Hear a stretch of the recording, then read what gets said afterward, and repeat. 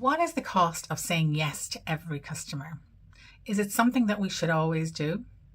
Hi, I'm Carmel Seary, and I help business owners keep more of the money they make and grow their business through increased profit. Welcome to Profit Over Turnover. So have you ever taken on a customer before, and when you were bringing them through the onboarding system, you thought, I'm not sure about this person, and then they just turned out to be a nightmare client? You know, and when we start out in business, that is kind of the natural thing to do. We are we're in business, so we're looking for clients and customers, and we don't have that many, so we tend to say yes to everyone. However, there comes a stage in the life of a business when you have to start looking at your customers and the potential customers that are coming through your funnels, and you have to ask, is this customer right for my business? So let's just talk about, potentially having two clients, customer A and customer B. So customer A gives you 10,000 a year and customer B gives you 5,000. Now, our head will tell us that customer A, we want more customer A because they're bringing in more revenue and we want to chase that. However, when we look at it or we actually think about it, customer A takes up more of our time. They're always emailing us. We have to go on online meetings with them. They're always asking for a little bit extra, and then they don't pay their invoice for 90 days. Where customer B, our 5,000, is we rarely hear from them. They're very satisfied, they pay on time, and they're very low maintenance. So now, you're looking at it and thinking, well, if I had two of customer B types, I would be better off than having this one client at the 10,000. And that's kind of where we want to start thinking and taking our heads with our business, and revenue is the sexy thing. When people talk in networking events and things like, what's your revenue? 6 figures, 7 figures, 10 figures, whatever it is. And, we start out in business and we're looking for our 50,000, our 100,000 in sales, and then we're looking for 200,000, and then 500,000, and snowballs on and on. But the question that I want you to ask is, what is that doing to your profit? Where is your profit in all of this? It's going to be a lot easier to have a 6-figure, 100,000 euro business with profit of 50,000 than 500,000 with a profit of 60 or 70,000.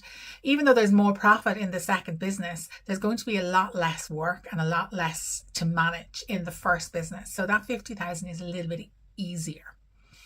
So we don't want to, every time we increase our turnover, we don't want to increase our workload. Now, obviously, you're going to increase it to a certain degree, but if you're doubling your turnover this year, you don't want to double your workload. You want to, increase it a small bit, that would be natural, but you want to make sure that you're not just servicing these bigger clients. So I want to look at now, what does the customer actually really cost you? So you will have the obvious costs covered. So if you're a product-based business, you will have the cost of your product, your materials, your shipping, your postage, your wrappage, all of that will be costed. If you're a service business, I would hope that you have your consultancy fee and your own time that you're building into that work. But you also need to think about the admin time and the additional time that you're putting in. So, ringing your clients, seeing if they're happy, making sure everything is going well, answering their queries. All of that is admin time. That's not part of the product or service that you're providing. So you need to make sure that that's held to a minimum as much as possible.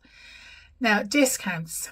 I do not give discounts. I tell people not to give discounts because you're actually training clients, particularly if they're new ones, to come in at that lower price.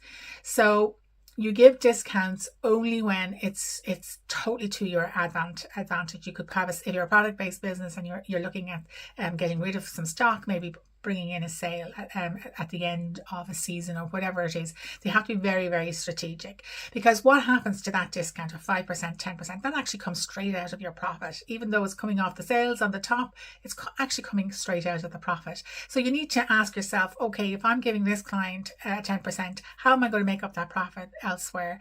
And is that worth my while, that I actually have to sell 2 more of those products or 3 more of this, and the time that goes into that? Is that worth your while doing that? And then we have to look at the opportunity cost. So this is something that doesn't get talked about a lot. So if you're saying yes to a discount and giving somebody 10%, and let's say that's 100 euros, you probably are going to have to say no to something else, either that same month or further down the line. And it could be something that you're looking that you need. It could be training that you're bringing into for yourself, or it could be another client that you cannot take on board because you don't have the capacity to have your VA work those hours this month. So when you say yes to a discount, just bear in mind that you're saying no to something else further on down the line, and that is an opportunity cost. And the opportunity cost could even be you finishing work at 5 o'clock and having dinner with your family that evening, as opposed to quickly grabbing a sandwich and coming back to the computer for 2 hours. That's an opportunity. That there is a cost to that, even though you're not paying it out of your pocket. Next, we're talking about just to be aware of scope creep. So this is when you offer some client maybe a service, and they start saying, but when you're doing that, can you do this? When you're doing that, you've agreed a price to do X, Y, and Z, and they're trying to add in A, B, C. So you've got to just be aware of it and nip that in the bud as quickly as you can before you're ending up giving them so many things that it's actually double the price, on the open market. So you need to set those boundaries with your clients, and the boundaries are really good for you and for them. And it's always good to do this before an issue arises, if possible. You don't want to have any misunderstandings further on down the line. So make sure your boundaries are very clear as you're bringing new clients on board. What is acceptable and what isn't acceptable in the business, what you're prepared to do and what you expect them to do. And have that dialogue with them when there's nothing at stake, and both of you can be very honest. So and it just avoids those awkward conversations further on down the line. And then the last thing I would say to think about is your cash flow and your payment terms. Be very clear about what your terms are and what happens if they don't stick within them. Again, when they're coming on board, make that very clear, and then they understand your boundaries, and they're more likely to stick to them than drag it all on. So how do you identify your best customers? So when you go through your customer list, have a look at which are the ones that are bringing you in the most money. So the highest revenue, let's look at those, and then look at any of the costs that are associated with them, either directly, or if you have 1 call with them or 2 calls with them, are those being included in the costings that you've done? And how much profit are they bringing in? But also bring in that element of how quickly do they pay? You can do a little scoring on this if you like. And if you're looking at your existing customers, the question you would ask is, if another client came along that was exactly like this, how much would you want to take them on? If it's, God, I would never touch another client like this. I'm not doing that industry anymore. It's possibly not that industry. It possibly is that client. So, just to take that on board. And if you're looking at bringing in potential clients, ask them how they envisage this working and get that conversation and those boundaries set at the beginning.